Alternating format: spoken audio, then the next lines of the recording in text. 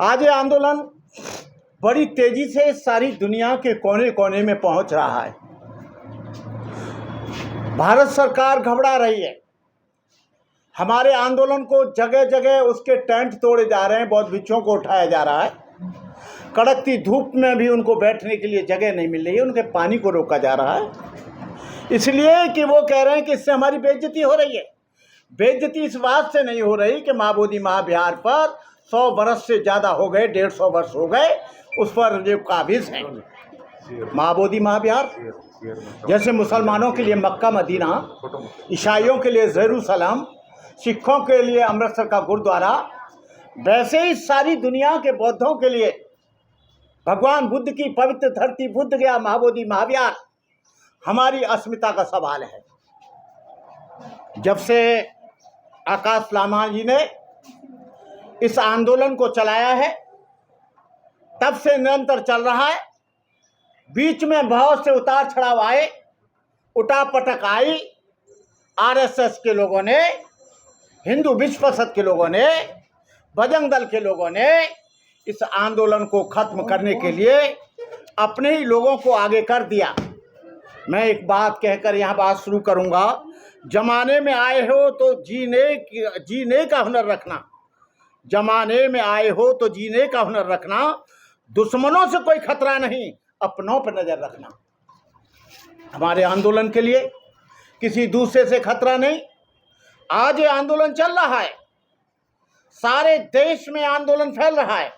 हम लोग लेह लद्दाख गए, पूना गए, नागपुर गए, इंदौर गए, बोधगया गए, पटना गए। देश के हर क्षेत्र में करीब 65 जगहों पर इस आंदोलन का धरना चल रहा है। और जिनका धरना नहीं चल रहा है वो लोग कह रहे हैं कि आंदोलन हम चला रहे हैं।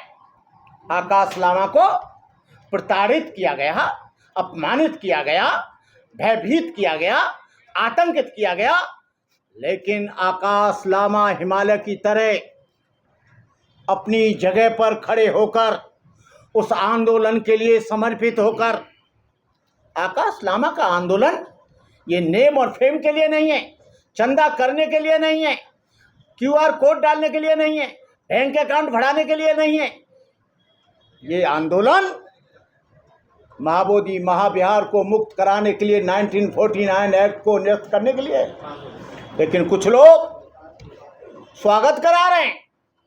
स्वागत कराने का तब अच्छा लगेगा जब महाबोधि महाविहार मुक्त होगा। लोग माला पढ़ा रहे हैं, लोग धरना दे रहे हैं, बहुत अच्छी बात है, लेकिन जगह जगह जाकर क्यूआर कोड डाल रहे हैं, बैंक अकाउंट नंबर भेज रहे हैं, पेटीएम नंबर भेज रहे हैं। मैं इस बात को यहाँ आप लोगों के माध्यम से इस बात को क्लियर करना चाहता हूँ, जब तक महाबोधि महाविहार मुक्त न हो जाए किसी का स्वागत मत करो।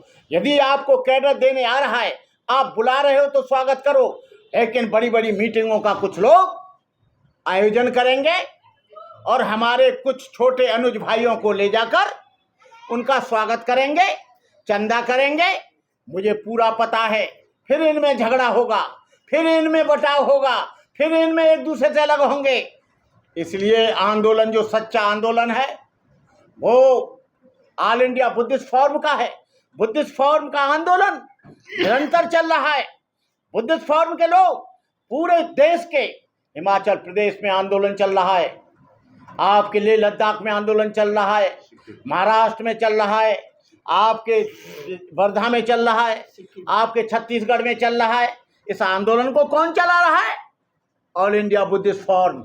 लेकिन कुछ लोग सोच रहे हैं कि आंदोलन को हम चलाएंगे, केवल बुद्ध गया में बैठकर 2-1 फोटो खिंचाकर और अपने पत्र का छपाकर अपने फोटो उस पर मीडिया पर डालकर, अपना फेसबुक में डालकर वो लोगों से केवल चंदा कर रहे हैं, भाई कर रहे हैं। उनका महाबोधि महाविहार के आंदोलन से कोई लेना देना नहीं।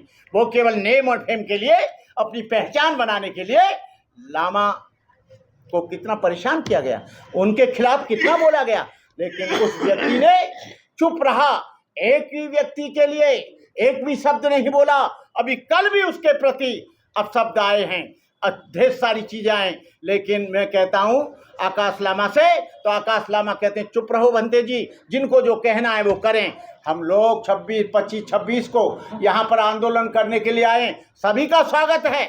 यहाँ हम लीडर बनने के लिए नहीं आए, यहाँ कोई वोट मांगने नहीं आए, यहाँ पर हम कोई कांग्रेस का प्रचार करने नहीं आए, कोई बीजेपी का वोट बढ़ाने के लिए नहीं आए, हम यहाँ कोई किसी पार्टी का वोट बढ़ाने के लिए नहीं आए।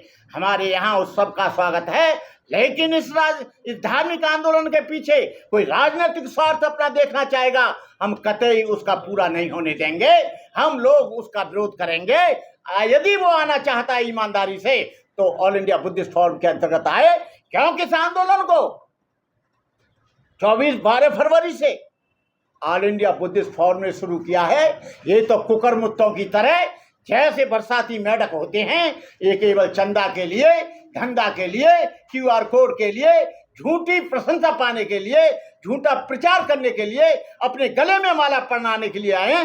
लेकिन पूछो वहां पर 163 दिन लोग कौन बैठे, कौन धूप में बैठे, कौन जाड़े में बैठे, कौन गर्मी में बैठे, कौन लोग भूखे रह रहे हैं, कौन लोग बिना नहाए वहां पर बैठे। ये लोगों को जानना होगा। आकाश लामा को मैं धन्यवाद देता हूं, आकाश लामा चंद्रकीर्ति जी को, कि वो इस कड़कती धूप में, वो आदमी जो बर्फ इलाके में रहता है, जो -6 में रहता है टेम्परेचर में, वो आदमी कैसे सहन करेगा। लेकिन चंद्रबोधी जी, समता सैनिक दल के लोग, हमारे चंद्रकीर्ति जी, हम लोग पूरी तरह से कितना भी विरोध करें, हमारा साथ में भदन सुरई ससाई जी का भी आशीर्वाद मिला है, और भदन सुरई ससाई जानते हैं कि आकाश लामा कहीं गलत नहीं है। रात को एक व्यक्ति ने मुझे फ़ोन किया कि भंटे जी 8 करोड़ रुपया आया है। मैंने कहा किसने कहा 8 करोड़ रुपया आया है? 80 करोड़ रुपया आया है, और तुम इनकी इतना कम क्यों जांच रहे हो? हमारे बौद्ध सारी दुनिया में फैले हुए हैं, हिसाब तुमको देंगे नहीं। 80 करोड़ बनते करुणाकर अकेला खाएगा, बोलो क्या करोगे तुम? ये लोग अनर्गल प्रचार कर रहे हैं, मूवमेंट में भ्रामक प्रचार कर रहे हैं, कुछ लोग भ्रमित कर रहे हैं, कुछ लोग झूठी अफवाहें फैलाकर, पहले तो ये भी अफवाह फैला दी, आंदोलन खत्म हो गया, आकाश लामा रुपया लेके भाग गया, अब वहां आंदोलन नहीं चल रहा है। आंदोलन आज भी चल रहा है, आंदोलन कल भी चलेगा, आंदोलन आज भी चल रहा है, जीवन की अंतिम सांस चलेगा। लामा कोई माइनॉरिटीज में मेंबर बनने के लिए नहीं आया, लामा जी कोई उस मैनेजमेंट में मेंबर बनने के लिए नहीं आया। उनका एक ही उद्देश्य है कि 1949 एक्ट निरस्त हो और बुद्ध गया बौद्धों के हाथ में आए, कोई भी मेंबर बने, कोई भी ले, केवल बौद्धों के हाथ में आ जाए, मैं उससे संतुष्ट हूँ। इन्हीं शब्दों के साथ आप सब लोगों का आभारी हूँ।